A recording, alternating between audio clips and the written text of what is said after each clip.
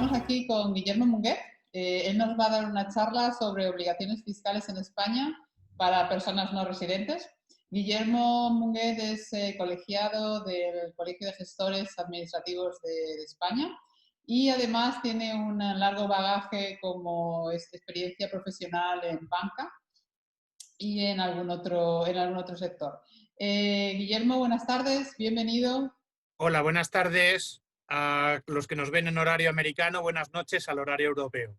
Muchas gracias por participar en este Congreso Global de Empodérate Tú Puedes. A vosotros por invitarme. Apreciamos mucho tu colaboración. Todo tuyo, Guillermo. Muy bien. Bueno, lo dicho, buenas noches o buenas tardes a todos. El objeto de esta charla es dar unas pinceladas acerca de las obligaciones de las personas que quieren o bien poner un negocio o trabajar en España sin tener la residencia fiscal. Entonces, para ello, lo primero que hay que ver es cómo se define la residencia fiscal en España.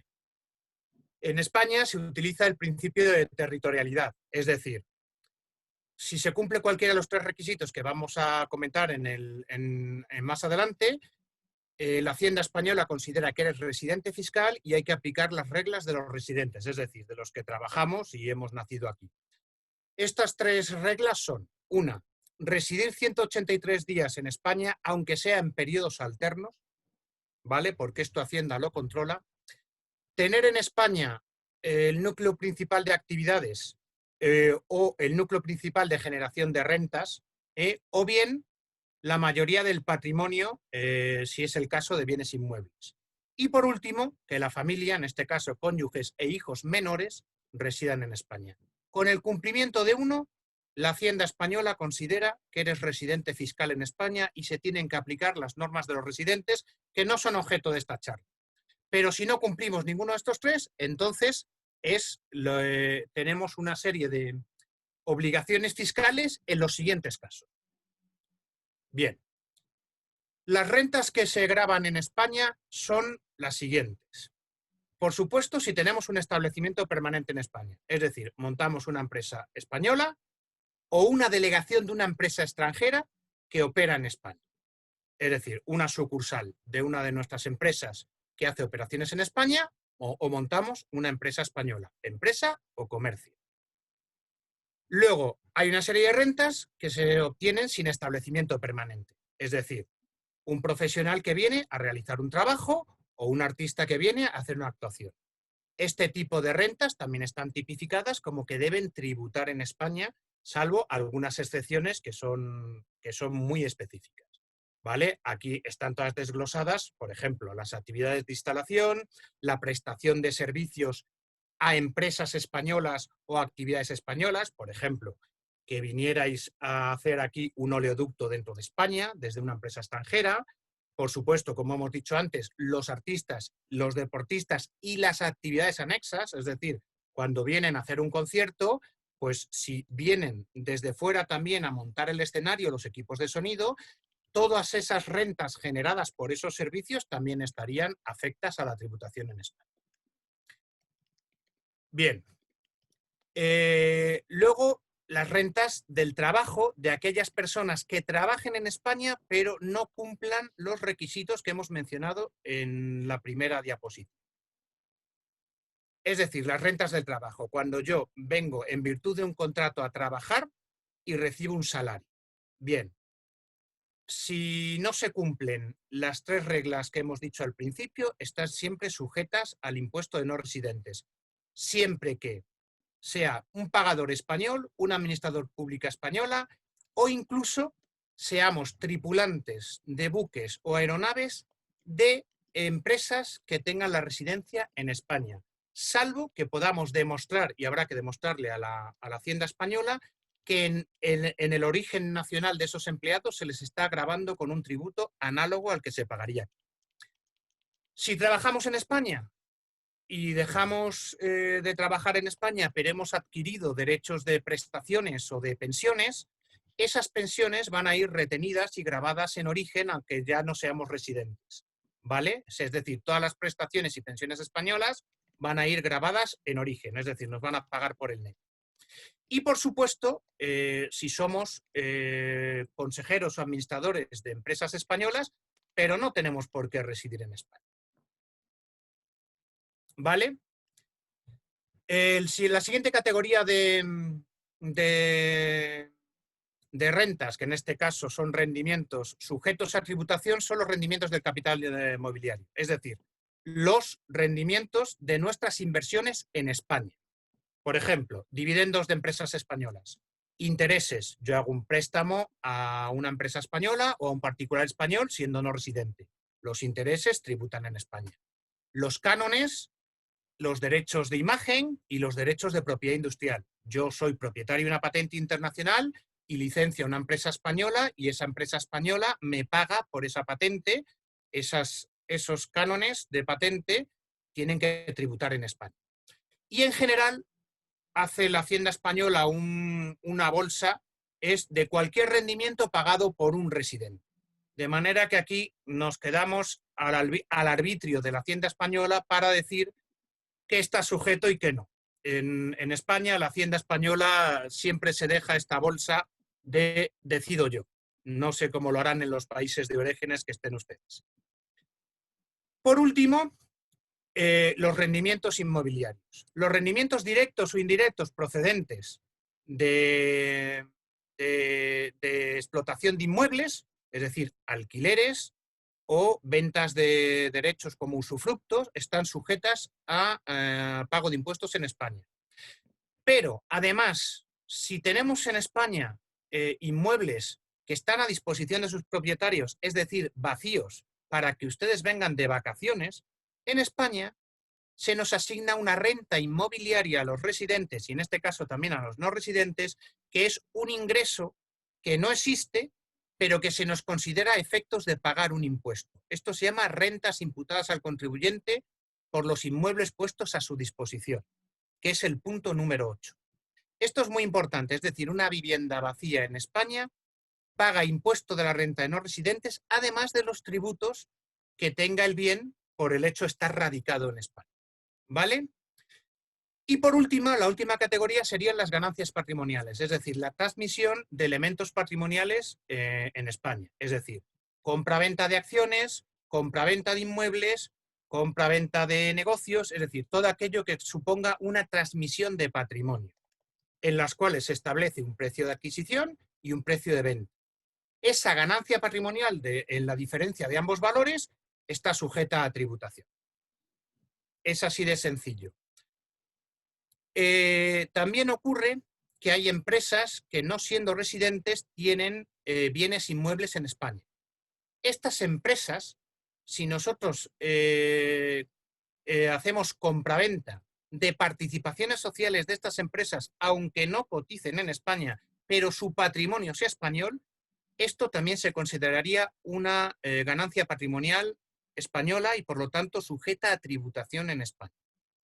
Esto es muy importante, porque esto pasa mucho con los fondos de inversión inmobiliarios. No tienen por qué estar radicados en España, pero pueden tener un patrimonio importante de bienes inmuebles en España. Entonces, esta compraventa de participaciones, si es detectada por la Administración Tributaria Española, podría sujetarlas al impuesto de transmisiones patrimoniales o de no residentes españoles. Y por último, también referente a bienes inmuebles, cuando se incorpora al patrimonio del contribuyente en bienes españoles, pero no por la vía de la transmisión, sino pues como una ganancia por una apuesta o por algún tipo de adjudicación que no se esté considerada una transmisión, o bien inter vivos, que es una compraventa, o bien mortis causa, que sería una herencia. Esta incorporación patrimonial también estaría sujeta a impuestos en España. Esto podéis ver que al final es un poco complicado, y lo que sí que permite la Hacienda Española es tener en España un representante y un domicilio de dicho representante para recibir notificaciones y comunicarse con la Hacienda Española. Nosotros siempre recomendamos que en España, a los no residentes, contactar siempre con cualquier tipo de profesional fiscal español, asesor fiscal, gestor administrativo, colegiado de económicas, lo que vosotros queráis, para estar al día porque todas estas legislaciones provienen de una serie de modificaciones a lo largo de los años, desde el 2004 hasta la última en el 2015, en la cual la Hacienda española va incorporando cada vez más rentas y transmisiones sujetas a impuestos en España. Esto es muy importante porque la actualización, cuando estamos hablando de no residentes, tarda mucho más en detectarse y se cometen, digamos, actuaciones fraudulentas no voluntarias. ¿Vale? Bien, ahora pasaríamos a ver qué impuesto se paga por todas estas rentas y transmisiones sujetas. Bien, esto es muy sencillo. En España, con carácter general, si no está delimitado en los siguientes puntos, se paga el 24% de cualquiera de lo que hemos enumerado hasta el momento anterior, salvo que sea residente en la Unión Europea o el Espacio Económico Europeo con intercambio efectivo de información tributaria. En estos casos, el tipo es fijo y rebajado al 19%.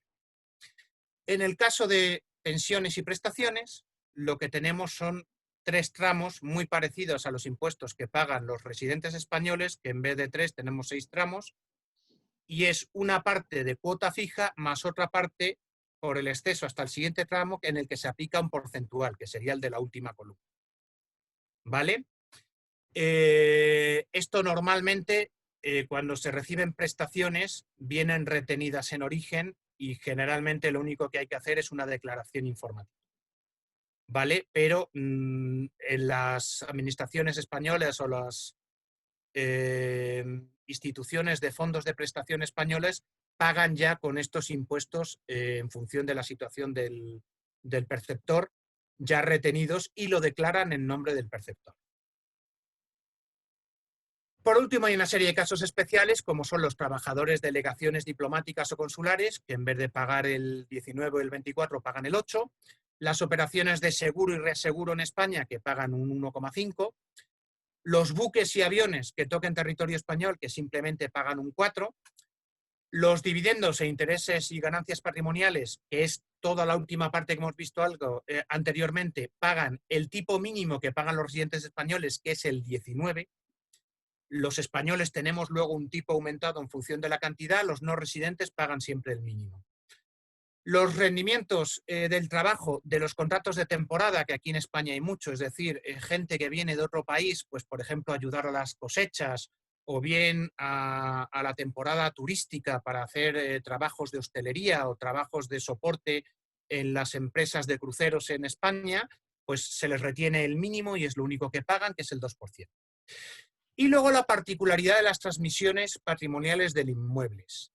En este caso, aquí el adquiriente, tanto si es residente como si no es residente, siempre que el vendedor sea no residente, está obligado a retener un 3% del precio, a ingresarlo en nombre del vendedor en la Hacienda española. La única excepción de esto es cuando el inmueble se aporta como capital social o como ampliación de una capital social de una sociedad residente en España. ¿Vale?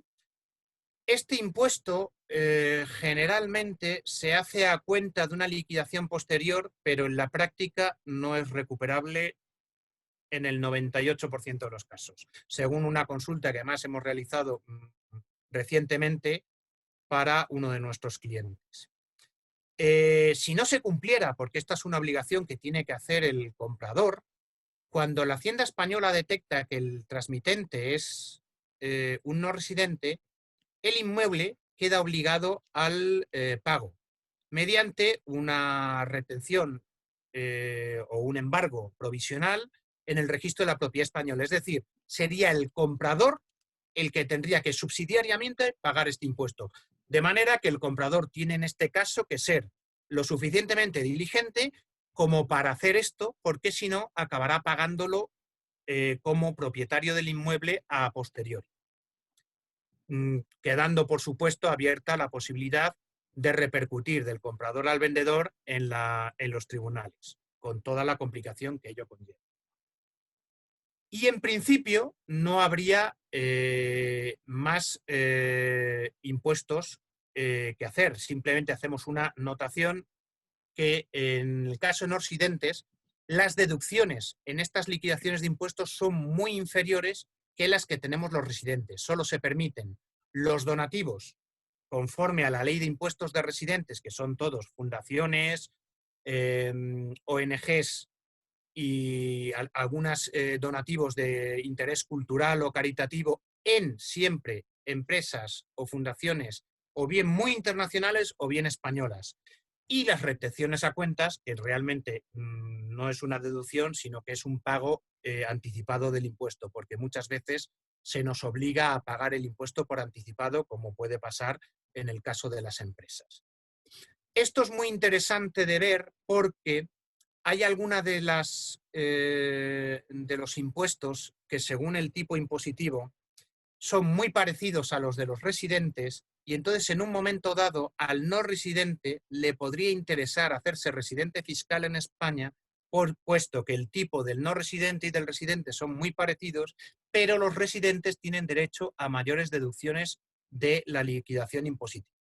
Entonces, esto es un estudio que convendría hacer de manera previa antes de decidir, en el caso de que la persona pudiera elegir libremente por sus posibilidades la residencia fiscal en un país o en otro. Sería muy importante ver que si yo al final tengo aquí una serie de rentas que pago lo mismo siendo residente o no residente, me podría convenir ser residente porque tengo derecho a deducciones como los residentes. Y bien, por último, simplemente vamos a esquematizar los modelos más importantes de presentación, aunque esto normalmente se lo hace un profesional que aquí en España, pero generalmente a las empresas los modelos son el 200, 202 y 206, que corresponden al impuesto de sociedades, que es tanto para residentes como para no residentes, es decir, lo que hemos dicho de las rentas derivadas de establecimiento permanente en España, y las personas físicas, que tendrían que presentar unos modelos especiales de impuestos de no residentes, que son los modelos 210 y 216, el 216 para las retenciones. El modelo 210, que es el más común, aquí quiero hacer un pequeño apunte porque la Hacienda española es un poquito complicada a la hora de presentar este modelo. Este modelo, cuando uno tiene intereses sujetos a gravamen en España, se presenta en diferentes plazos en función de la naturaleza o bien del resultado de la liquidación. Esto, así dicho, es una auténtica locura, porque si la liquidación te sale a pagar, la Hacienda española en determinadas ocasiones te pide que lo hagas trimestralmente, y si te sale, en este caso nunca puede ser negativa, sino liquidación cero, entonces te dice que hagas una declaración tipo cero de manera anual. Y esto es muy importante conocerlo porque incumplir los procedimientos en el plazo hacen que la Hacienda española pueda incoar un expediente sancionador. Entonces, en este caso se refiere sobre todo a los alquileres de inmuebles españoles. Es decir, yo me compro un inmueble en España y lo alquilo, con lo cual es una renta absolutamente sujeta al impuesto de no residentes, que tiene una serie de condicionamientos o una serie de deducciones que el propio impuesto te permite hacer aunque no seas residente, porque esos modelos, es decir, los gastos incurridos para alquilar este inmueble, más la amortización contable del inmueble, son deducciones permitidas en este impuesto y solo en este impuesto. Entonces, te puede salir cuota cero, en cuyo caso lo tendrías que hacer en declaración anual, o cuota positiva, es decir, a ingresar a favor de la Hacienda Pública Española. Si sale a ingresar, hay que presentar la declaración de manera trimestral. Si sale resultado cero, hay que presentarla de manera anual. Esto es muy importante conocerlo o ponerse a disposición de que te lo explique un profesional en España, porque si no es muy fácil incurrir en sanciones. ¿Vale? Y luego estaría este mismo modelo, es el que se hace también para las transmisiones patrimoniales, que es en el momento de la venta del inmueble, es decir, cuando nosotros vendemos y cogemos un precio de venta, tenemos un plazo de un mes más 3 meses posteriores para presentar una declaración en el momento que nos toque, según la fecha de la venta, para liquidar los impuestos de esta transmisión patrimonial.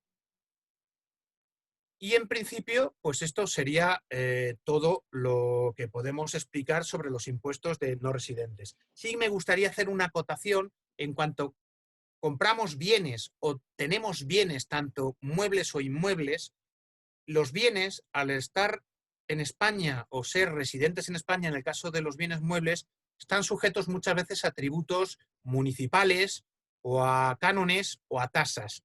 Todo esto no es que sea, es independiente de la residencia fiscal, está afecto al bien y por lo tanto se ha de pagar. ¿Vale? Esto no tiene nada que ver con la persona ni con el propietario. Es decir, la tasa de basuras de un inmueble en el municipio de Málaga hay que pagarla tanto si es residente fiscal en España como si es no residente fiscal en España. Esto es simplemente un apunte para terminar.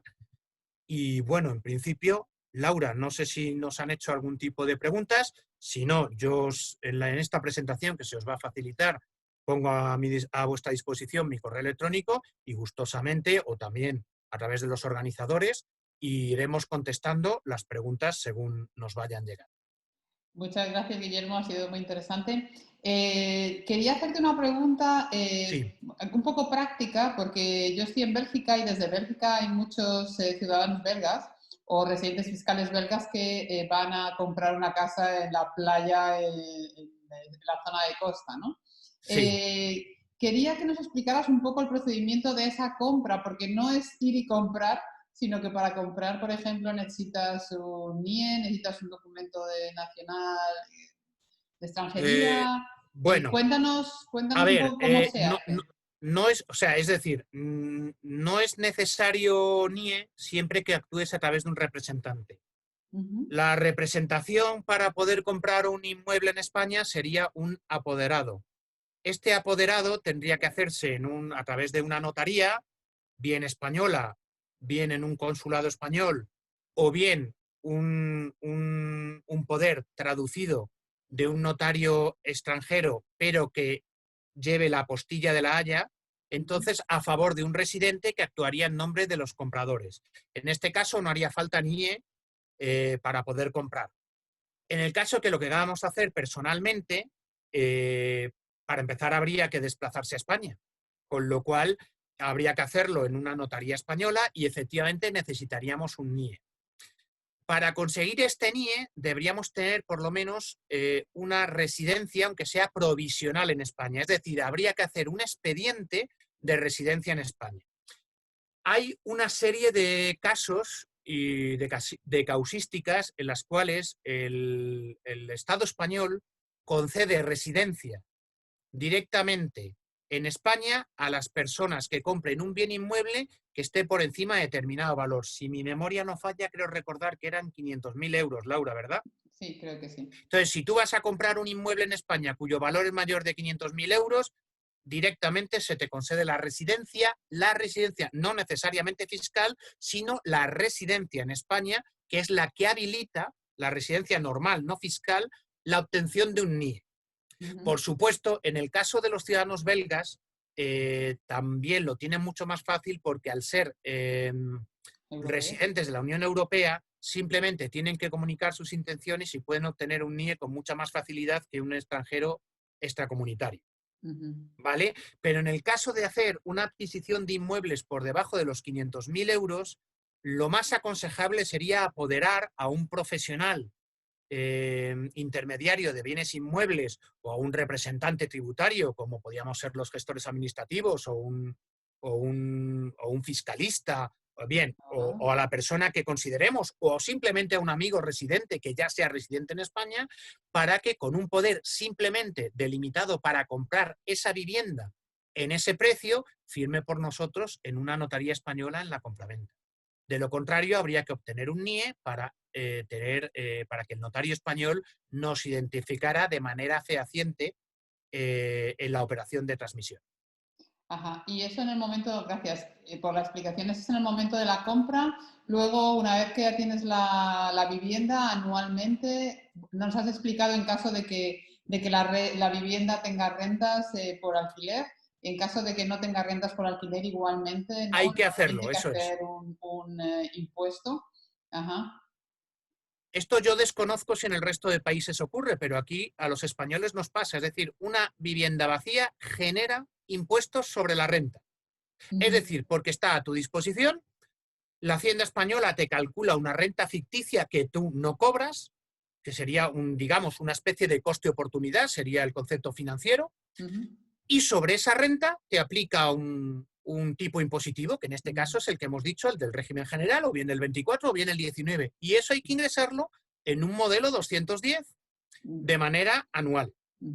Bueno, también hay que decir para los que son extranjeros que tienen una vivienda en España, que estos impuestos, este tipo de impuestos anuales, si la vivienda está a disposición del propietario, no está alquilada, en general son impuestos muy bajos, de tasa muy baja. Sí, sí. Que es verdad que la cantidad a pagar es baja, pero es importante conocerlo para que Hacienda no piense que si no lo has presentado, que estás intentando defraudar y entonces No. las multas son altas. El problema es que te incoan un expediente sancionador y Hacienda, en función del plazo desde que no hemos declarado, puede llegar desde el 50 al 150% más intereses sobre el principal. Y entonces, una cosa que, por ejemplo, yo este año lo he tenido que hacer sobre una vivienda a disposición precisamente de una residente fiscal en Bélgica, una vivienda de, creo recordar, de 200.000 euros, generaba al final la cuota tributaria eran, creo que, si no recuerdo mal y hablo de memoria, 47 euros.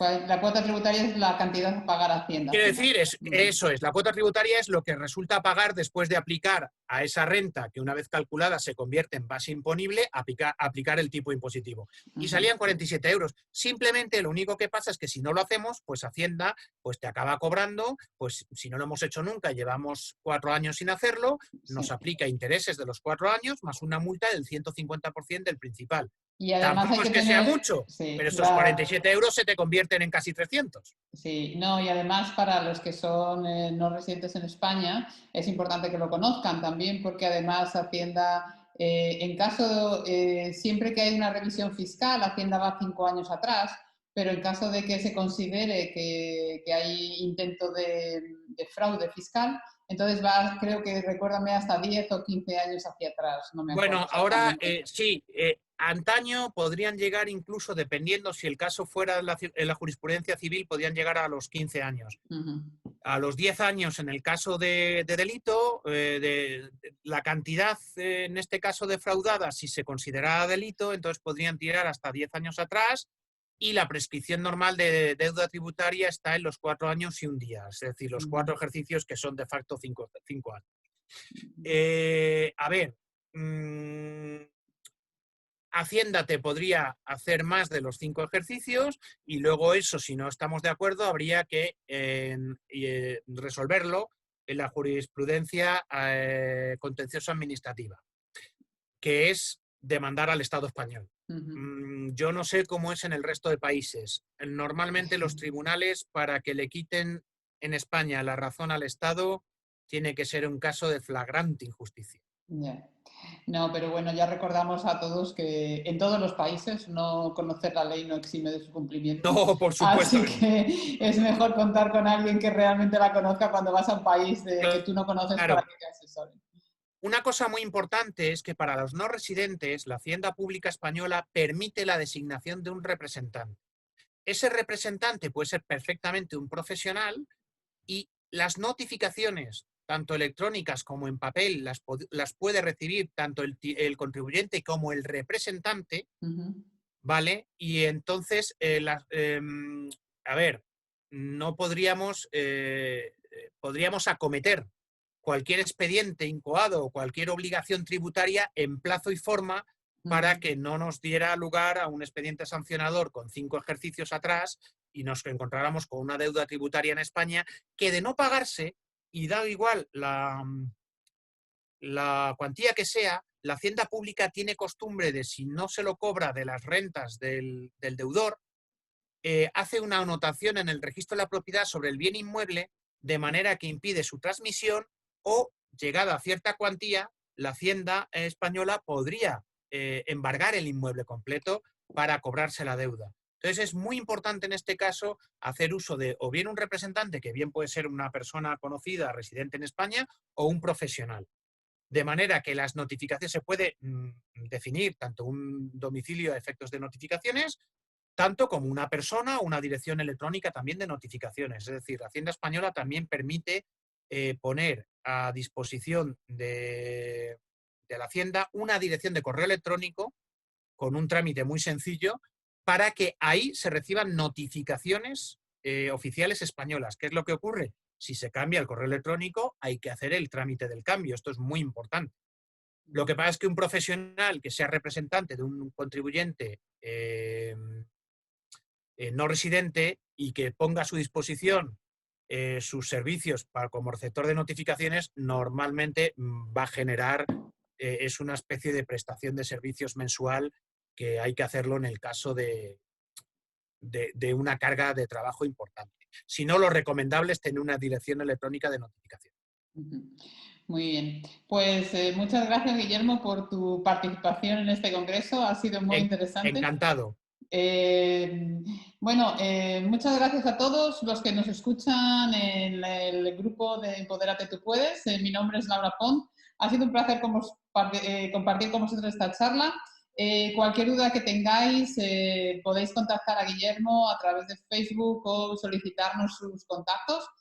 También los tenéis ahí, tenéis el correo electrónico 3657@gestoresmadrid.org.